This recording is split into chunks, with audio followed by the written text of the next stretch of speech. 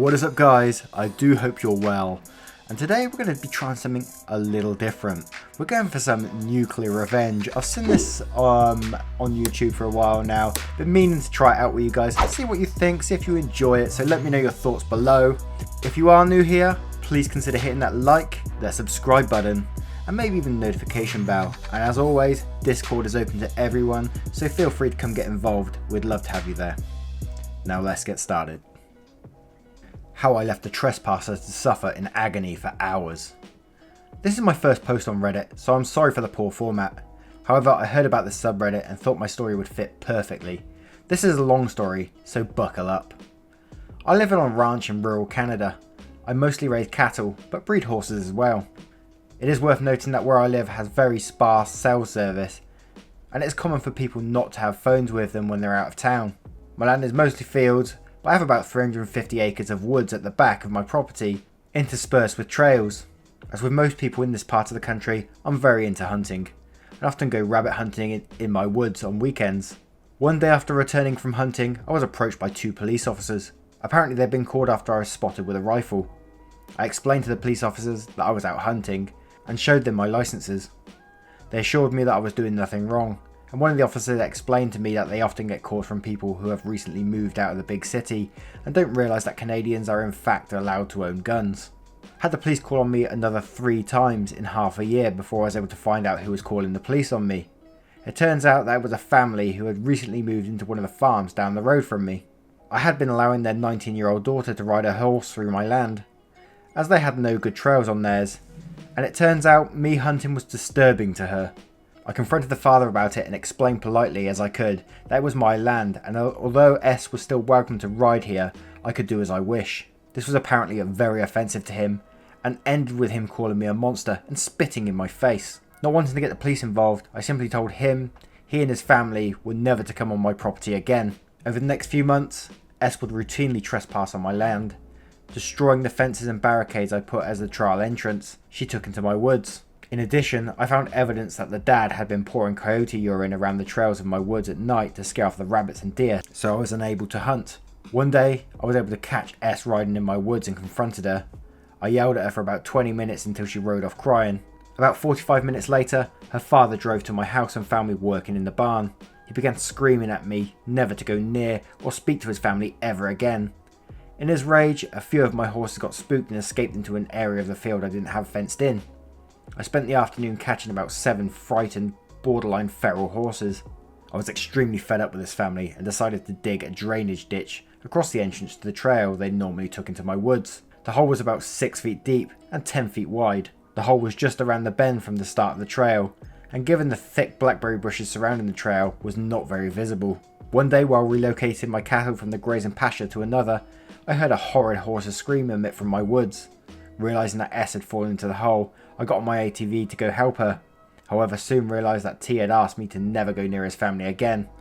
I decided to respect T's wishes and ignore S's pained cries for help. I finished moving the cattle and went home to enjoy a cold one. About 5 hours later, an ambulance arrived at my house and asked if they could cross my field in order to get to the trail. It turns out that S was riding rather quickly and fell into the hole at high speed. Her horse broke its 2 front legs and she broke her right arm and her knee. S spent 5 months in recovery and the horse had to be put down. She had only been found after her father got home from work and went looking for her, 4.5 hours after she fell. I had to argue that the hole was not a trap in court. However, since I placed do not enter and danger signs around the entrance of the trail, I was acquitted of charges and was able to charge T for trespassing and interfering with a lawful hunt. The family moved out of the province a few years ago, and I'm happy to say that my new neighbour's kids love using the drainage ditch as a swimming hole. Oh my god, for a first story that's pretty mental. I mean, it's his land and all, but like, let's face it, that was a trap. That is a trap. And it broke the poor horse's legs. I mean, you got to feel sorry for the horse. It wasn't the horse's fault that the family was stupid enough to keep riding across this person's land. I mean, this guy had a gun. You'd listen to him, surely. I mean, I'm a Brit, so we're terrified of guns anyway. We're rubbish with that sort of stuff. I wanted my father to understand I wasn't coming. This is my first time posting. Sorry for the formatting. My parents divorced when I was in 1st grade. Not only did my dad disappear like Houdini, He stole my mother's ATM card to her personal account and drained her dry. My mother, being the saint she is, didn't even bat an eye. She still was cordial to him and never said a negative word about him. To me, my dad, albeit abandoning us, was still my hero. From 1st through 5th grade, I had the usual abandoned by dad stories, maybe 1 or 2 visits in a year, and a 50 times of me waiting by the front window with my suitcase packed to go to his house and him never showing up. My mum through all of this was supportive and never said an ill word about him, so he still stayed my hero. When I was in 6th grade, my mother finally remarried, and my father, who only had a picture of me at 8 months old in his wallet, went ballistic. Did I mention he never paid child support? He would use his father's social, they had the same name, to get away with it. And after my mum remarried, he let it known that I was my stepdad's responsibility. He cut off all communication with me until I graduated high school. He didn't attend my graduation or send a card. What he did do was write me an email thanking God he no longer had to pay child support. He didn't anyway. What really broke me was his ruthless and brutal attack on my mother, attacking her weight, looks, teeth, and blaming any perceived negative traits that I had on her. For the first time I realised what a cowardly piece of shit he was. I responded in kind. He told me I was no child of his and that I was a waste. After that I vowed that I would hurt him. 10 years later, my father, not interested in my wedding or son, reached out to me. You see, he's a diabetic and one of his organs was failing and he didn't have long. He's too far down on the list and he needed someone in our family to donate. NuclearRevenge activated. I answered his email. I met up with him and pretended I didn't hate his guts. I went and got tested to see if I was a match. I was. Did the therapy, met with the doctors and his therapist. We scheduled the surgery. The day of the surgery, we meet at the hospital. I smiled in his face and let him know that I wouldn't be going through with the surgery. I watched the confusion line in his face. I just wanted to know that you're no father to me and you're a waste. I left the hospital and drove home. My mum was pretty annoyed with me that I took it that far. My father is dying and I will be attending his funeral out of spite. And I will let everyone know what a piece of shit he was. Holy goddamn! What? How? What do you respond to that? Oh my god, I mean the guy must have been a piece of shit to abandon his son like that, but to take it that far, oh my god. I mean it wouldn't be nuclear revenge if he didn't, but god damn! That's crazy, isn't it? Imagine that poor guy's face, knowing that basically he's dead. He's dead. Oh my god. Bully kid for years, have fun falling to your death. Oh my god, this is going to be juicy. Posting on mobile. Also, just an observer, I wasn't the revengee, as I would be in jail. Also, to everyone wondering where this took place in the comments, this was in New Zealand. So a little backstory, my high school is relatively new and has a modern architectural design. Basically there's 3 stories with a stairwell going up the middle, where you can see from the 3rd to the 5th floor. Surrounding the gap there is a railing, however not that high compared to the students. As it would be acceptable for someone in my primary school, elementary and not high schoolers. So this story starts a few years ago when I was 13 or 14. A guy I knew, let's call him Sam, started to get bullied by another kid. Let's call him Tom. Pretty much every lunch Tom and his friends would hurl verbal abuse at Sam, who was relatively small so couldn't retaliate at this point. Tom was much bigger. Don't get me wrong, they fought like once or twice initially, but Sam got his ass whooped. The bullying only increased over the years, turning from verbal abuse into physical bullying and stealing and robbing from Sam. You might think, why didn't Sam go to administration and report Tom? Well, he did, and the schools did fuck all. Now, as a simple observer, I'm not fully caught up on all the details of what was going on. I only know through observations I made.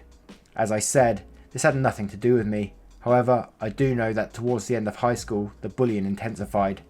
At this point, most people sided with Sam, but couldn't do much as Tom had a massive group of guys around him whenever he bullied Sam. Now, before the incident, I spoke with Sam a few times, and he spoke about his experiences with Tom. Basically, imagine typical high school bullying and times it by 10. It's not like Sam even deserved it. He was nice and quiet, usually keeping to himself. Pretty much Tom is a total cunt, abusing Sam whenever he can for no reason, but this would continue for much longer. It was year 11 when the nuclear revenge happened, and by nuclear I mean nuclear. Sam was walking along the 5th floor, minding his own business, when Tom came up and shoved him from behind. Tom then laughed and said something that I didn't quite hear at the time. However, I later learned it was about Sam's younger sister, who was in hospital with leukemia. This was the point Sam snapped. As Tom turned and started to walk away laughing, Sam got up, ran towards Tom, picked him up with seemingly superhuman strength, and threw him over a small balcony.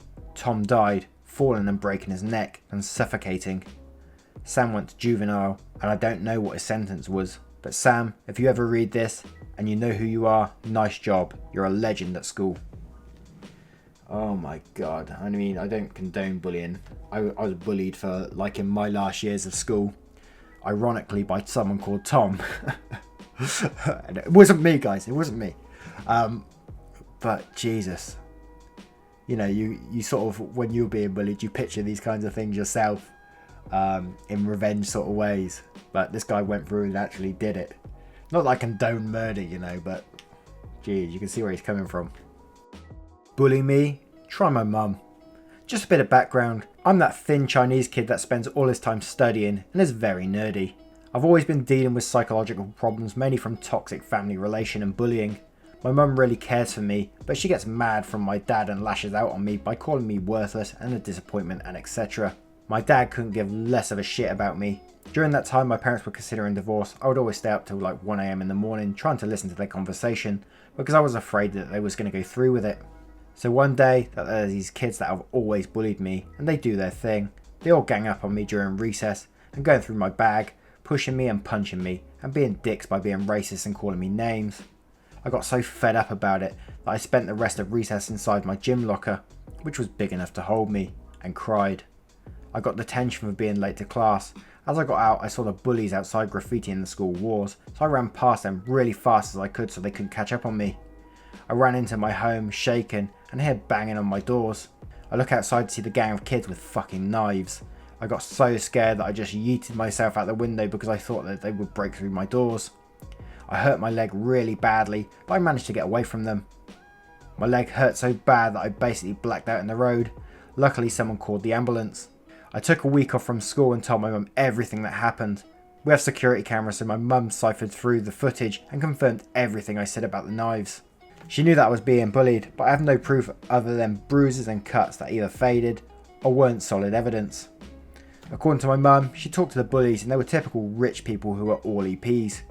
My mum then brought the school to court and won. Then the illegal part. My mum knows some gangsters through her friend who has a business target in poorer areas. Basically she called up some debts and hired them to assault some bullies. They did more than that. They basically briefed all the bullies' houses with fire, toilet paper and even foul weed. This was all done during spring break, when rich people were out on vacation. They also took whatever they could and stole quite a bit of money.